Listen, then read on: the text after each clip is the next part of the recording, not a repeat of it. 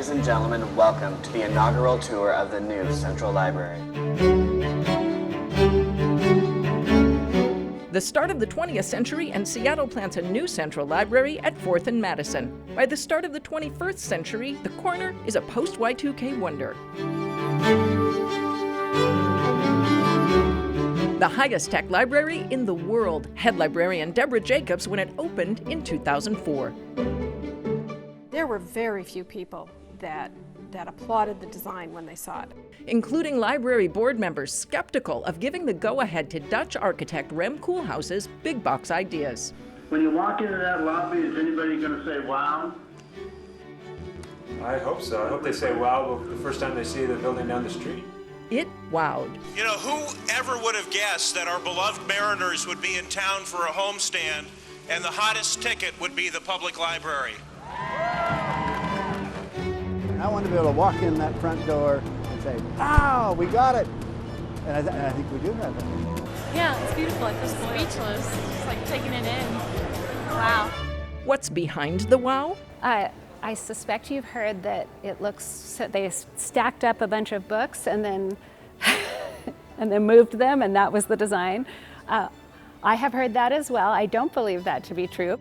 Seattle Channel's archives tell the real tale. Architect Joshua Ramus shows the bar graph charting library services by percentage of building use. Sections were pulled out and skewed to maximize light and views. The shape of the building and its design was literally a mapping of this three-dimensionally directly into this. So if you could actually hold the two together, you would see that each platform and each space in between is in its organization as we had created on spreadsheet. And its dimension is completely determined by the amount of program we're trying to fit in. And that really was the core concept of the building. Our first model of that was this one. From model to 11 storied stories. Hi, how can I help you today? Genealogy specialist John Lamont has worked at the downtown branch since opening day. There was a line around the building, just such a spectacle, you know, just so many people coming through the building. It was just a sea of people. Let the wild rumpus begin!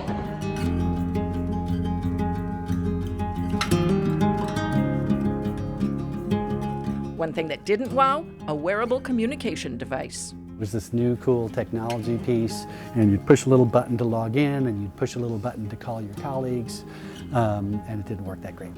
And the library location, once known for its escalator, now has an infamous one. It was just kind of funny. Someone would lean in and they'd ask, "Where's the down escalator?" In this building, there's up escalators to get you from 5 to 7 and 7 to 10, but you have to take public stairs or the elevator to get back down. It's a little confusing, and it would be great if we had a down escalator. It would be able to let people off at the 8th floor art gallery and music practice rooms. 4 floors down, the most photographed spot in the library, the all-red floor.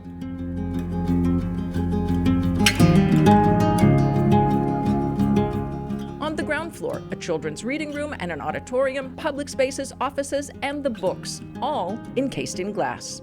Knock on steel, but we have not had issues with leakage.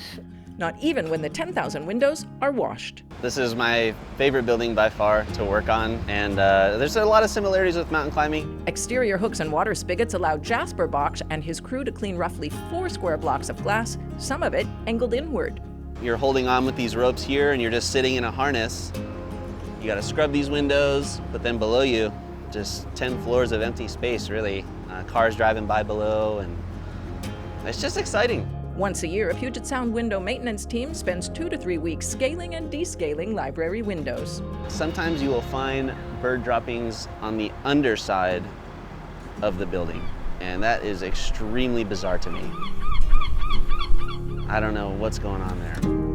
And there's not a part of it that's, you know, harder to reach. You just have to know how to get there. Everything's designed really well. Honestly, it's a very interesting building. I love walking in this building every day. I mean, I think of this building as sort of a community cathedral with these incredible triangular panes of glass. I mean, what a backdrop. sunsets are often pretty amazing color, and the light's just streaming through, and you know, the lattice work, the patterns are projected on the floor and the walls. It was just beautiful, you know. And then in the winter we get little tufts of snow, you know, in the diamond shaped.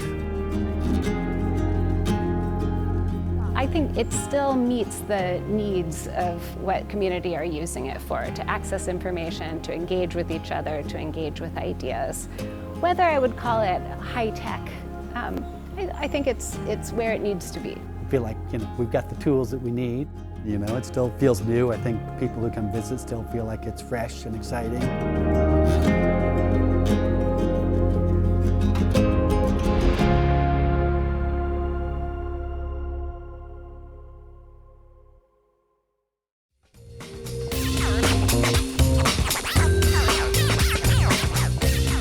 Watch City Stream Tuesday nights at 7 on the Seattle Channel, or find us anytime online at seattlechannel.org.